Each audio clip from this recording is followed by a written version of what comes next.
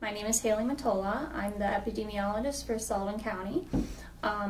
So basically an epidemiologist is a scientist that studies the patterns of infectious and chronic diseases, as well as a variety of other things that impact human health. We also look at reasons for certain distributions in certain demographics, among other things. It often ties, especially in this case, into biostatistics. So in my case, we look at reportable diseases for Sullivan County Public Health Services. So in the branch of public health, things are a little different because we just work with reportable diseases.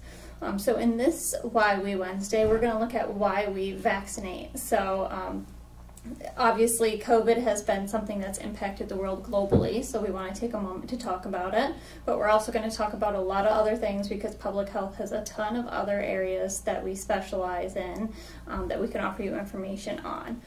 So I want to focus on data today. So data, that's basically and numbers associated with COVID-19 are meticulously analyzed from top to bottom. It's something that we look at heavily and thoroughly. So these numbers are factual and they're based on reported laboratory results that come directly from healthcare providers that go into the state database that then feed into our database. So this is strictly quantitative data, which means it's empirical, which means it's measured strictly by numbers or values. So it's not any sort of qualitative or anecdotal evidence.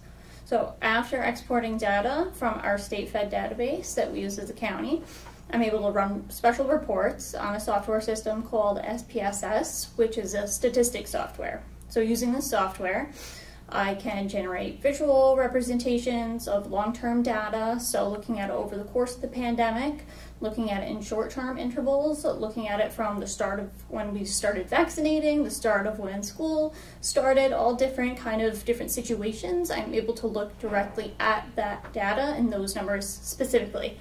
So I can look at that in the form of a scatter plot and charts and graphs, and even use that to gather numbers that I can do good old-fashioned pen and paper math with.